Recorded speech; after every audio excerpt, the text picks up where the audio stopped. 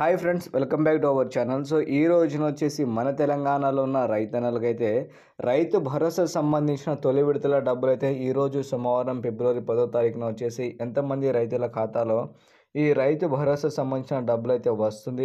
అలాగే వచ్చేసి మనకైతే శనివారం రోజున ఎంతమంది రైతుల ఖాతాలు అయితే వచ్చింది అనే విషయాలు వచ్చేసి ఈ రోజు వీడియోలో అయితే మాట్లాడుకుందామండి.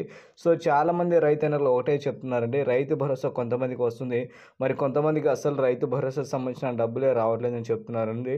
అసలు రైతు భరోసా రాని దానికి కారణం ఏంటి, అలాగే రైతు భరోసా రాని వాళ్ళు ఏం చేస్తే రైతు భరోసా వస్తుంది అనే విషయాలు కూడా మనమైతే ఈరోజు ఈ వీడియోలో అయితే మనమైతే మాట్లాడుకుందాం. కాబట్టి ఎవరైతే రైతన్నలు రైతు భరోసా గురించి ఎదురు చూసిన వాళ్ళైతే ఉంటారో మన తెలంగాణలో, వీడియో మాత్రం మీరు ఎక్కడ స్కిప్ చేయకుండా పూర్తిగా ఎండ్ వరకు చూడండి. అలాగే రైతు భరోసా రాని వాళ్ళ గురించి మనకి వ్యవసాయ శాఖ మంత్రిగా తుమ్మల నాగేశ్వరరావు గారు ఈ రోజున ఒక మాట మాట్లాడడం అయితే జరిగిందండి.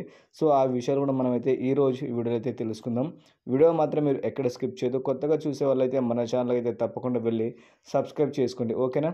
సో ముందుగా చూసుకుంటే మన తెలంగాణలో ఉన్న రైతన్నల కోసం రైతు భరోసా సంబంధించిన తొలి విడతల డబ్బులు విడుదల చేస్తున్నట్టు మనకి గతం నుంచి చెప్పుకొచ్చిన విషయం అందరికీ తెలిసింది కదా. సో చెప్పిన విధంగానే రైతుల ఖాతాలో ఈ రైతు భరోసా సంబంధించిన తొలి విడతల డబ్బులు అయితే వచ్చాయండి. మనకైతే జనవరి 27వ తారీఖున వచ్చేసి 27వ తారీఖు నుంచి వచ్చేసి మనకైతే ఇప్పుడు ఫిబ్రవరి 10వ తారీఖు వరకు అయితే చాలా వరకు అయితే రైతుల ఖాతాలో ఈ రైతు భరోసా సంబంధించిన డబ్బులు అనేది జమ చేయడం అయితే జరిగిందండి. కాకపోతే కొంతమంది రైతులకైతే అసలు రైతు భరోసా రాలేదంటున్నారు.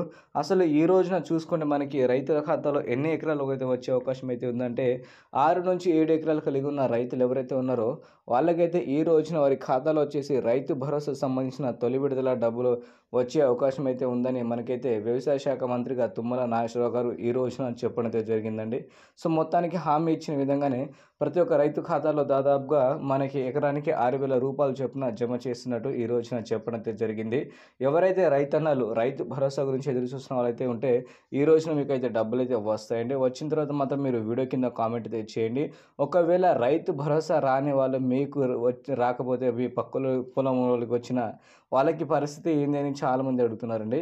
సో మీ గ్రామము అలాగే మీ మండలం ఒకటే ఉంటే మాత్రం మీకు రైతు భరోసా రాలేదనుకుంటే మీ పక్కలోకి వచ్చి ఉంటే మాత్రం మీరు దగ్గరలో ఉన్న మీ ఏవో గారిని అయితే కలవండి. సో వాళ్ళైతే మనకి రైతు భరోసా సంబంధించిన స్టేటస్ వాళ్ళు చెక్ చేసిన తర్వాత మీకైతే మీ దగ్గర పాస్ పుస్తకం సంబంధించిన జిరాక్స్ తీసుకుని వాళ్ళైతే ప్రాసెస్ అనేది స్టార్ట్ అయితే చేస్తారండి.